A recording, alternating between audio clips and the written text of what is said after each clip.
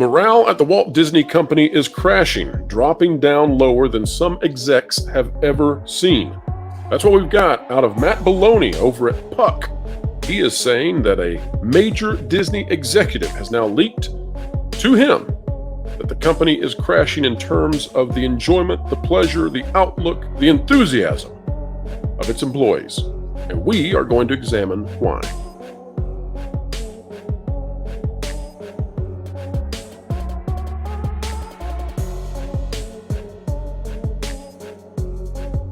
All right, folks, welcome back to another video of excellence here on the WDW Pro channel, joined by Michelle of Force of Light yet again. Welcome back. Yes, always nice to be back. It's been too long this time.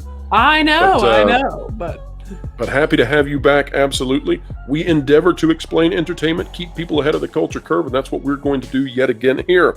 Folks, as we dive into this content, if you like content like it, consider clicking the like button. Share, subscribe, and when you click it, you stick it to the algorithms. It's the notification bell. We are going to begin with the leak that has come to Puck News. That is Mr. Belloni over there covering this. And this comes from a Disney executive. As you can see, Fat Steven, the artist behind the thumbnails, is the one who has provided this to me. Let's take a look and see what it says. According to this report out of a Disney executive unnamed, it says, "I'm a Disney lifer, and I've never seen morale this low in my division or across anyone I talk to. The company is broken." And it turns out Iger, talking about Bob Iger, new CEO, same as the old CEO, was exactly the wrong guy to figure out how to fix it. We need someone who won't be afraid to tear down some of the impediments that Bob, we assume Iger, considers pillars. Pixar and Walt Disney Animation Studios should be one unit to cut costs on these movies. Who gives a duke about Peter Doctor's ego? ESPN doesn't make sense for a post-cable bundled TV business. Full stop. And you are right about Kathleen Kennedy, and everyone else can see it, including, I suspect, Bob, but he's been unwilling to pull the trigger. Chapek had his issues and made mistakes, but he at least wasn't using the old playbook. I'm not alone in hoping Bob Iger recognizes his return was a rare misstep and leaves next year like he promised. It might already be too late. Now, this is the kind of language that we very seldomly hear out of the Walt Disney Company, of course, never publicly and never officially. This is unofficial. But what do you think about this being the way that they're seeing it behind the scenes? It looks a lot like what we've been talking about here on this channel, on the Valiant Renegade channel, and on the channels of so many of our friends. It looks like we're saying what they feel behind the curtains. Yeah, I mean, it's not really surprising, really, at this point, when you've been paying attention to how things are going. And even reading that article, that statement, it's like, what else did they expect? Like, you can't bring in the person who got the ball rolling in all the wrong direction and expect him to turn it to the right direction. And obviously Bob Iger for whatever reason, took all the glory, and people didn't see it was everything he put into development that Bob Chapek didn't have any control over at that point that has led us to the point that we are. Now, the statement says that this is an executive who has been with Disney their entire life, and they have never seen morale this low. I'm thinking back in the past decades. Let's assume this person has been with the company for 20 to 30 years. But I'm thinking back, and I too struggle to find a time when the company was in this sort of a situation. I have to go back to the late 70s before I can find a place where Disney was sort of in what I consider to be an existential threat. And I don't think that Disney is going to go bankrupt. I don't think that Disney is going to go belly up. But I do think that the company has put themselves in a place now where they have decimated the way that society views the company at large. Mm-hmm. I think that we're looking at a situation where families are choosing of their own volition, electing not to go see Disney movies because they no longer wish to see Disney films. In other words, the name itself, Disney, has been maligned by the people running the company. Do you see that? Do you feel that? Oh, absolutely. Yeah. I mean, you just see that You see that all the time, and really, it's kind of to the place I think it would take years at this point, because this has been years in the making, getting us to where we are. I think in the other way around, it would take years of uh, basically getting back goodwill with parents and building trust back with the That's a consumer. great point. And also, the company seems to not know what it wants to do. We Yes. see the company produce, for example, The Little Mermaid, the live action remake, where the main point of the film, it seems, the main push of the marketing is that they have swapped out the race behind the Little Mermaid, and the film is poorly made. They use the ethnicity change as a shield against criticism, and then we get this Disney Junior for preschoolers show that comes out, right? And it's an amalgamation of both. It looks like a combination of the animated Ariel and the live action Ariel, and it's like, well, pick one or the other, and we see this over and over from the company where they're kind of mush mouthed, right? They don't know what they stand for. They present virtues here in America that are very far in one direction, right? That have parents explaining gender theory on the ride home from the movies instead of telling their kids not to put popcorn up their nose. And then on the other hand, they put their movies in China and they strip out anything at all that could be controversial. It feels like this is a company that has more against red states than it does against Beijing. Where do we go? Floral, it's time for you to walk the plank. What? Why? Cuz you haven't subscribed to WDW Pro yet. Nor bookmark thatparkplace.com on your web browser to get great articles from great contributors. What?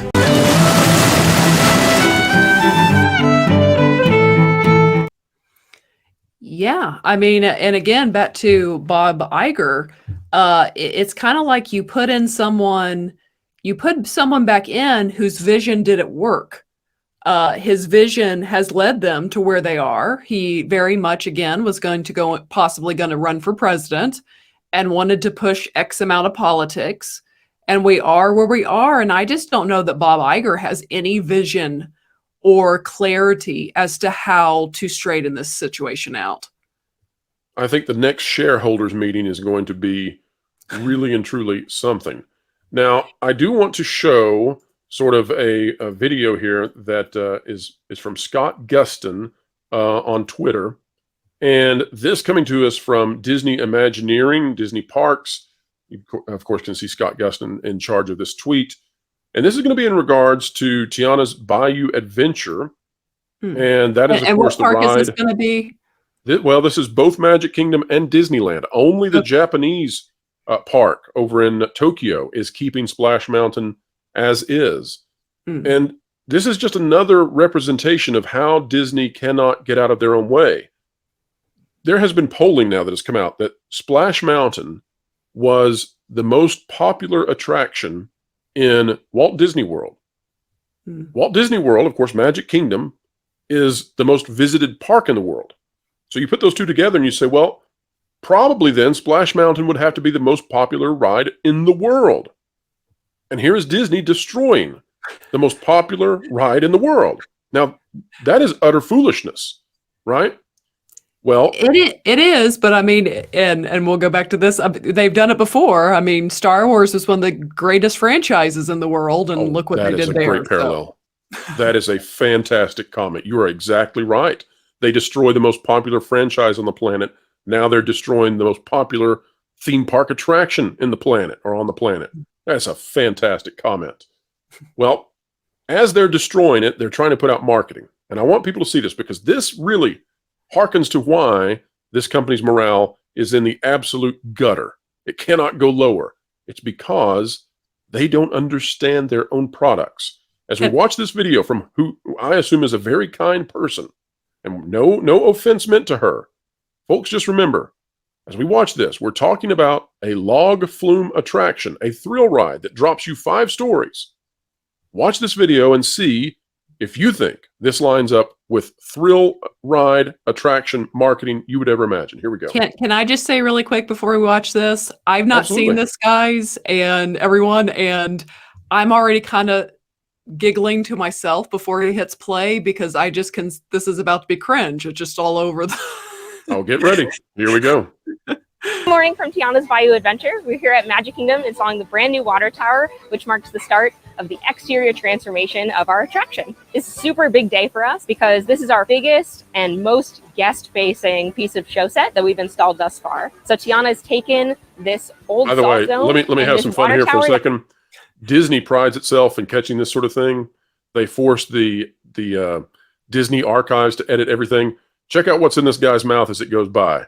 Looky there what we got, folks. Got a guy smoking while on the job, putting the water tower up. Disney missed that one, didn't they? Piece of Smoke show set away, that we've buddy, installed inside the thus far. Magic So Kingdom. Tiana's taken this old salt dome and this water tower that was already here, and she's made it her own. One of my favorite parts is those 2 stars on top, which if you just look at it, they just look like little sparkles on the crown, but really they represent Rey and Evangeline in the film. And they also represent Tiana wishing on stars and making those dreams come true. Tiana herself is an incredible role model for me and for a lot of young women because she's incredibly career focused and career driven. And I think that makes her very unique within all of our princesses and makes her a really important and an exciting character to bring to Magic Kingdom.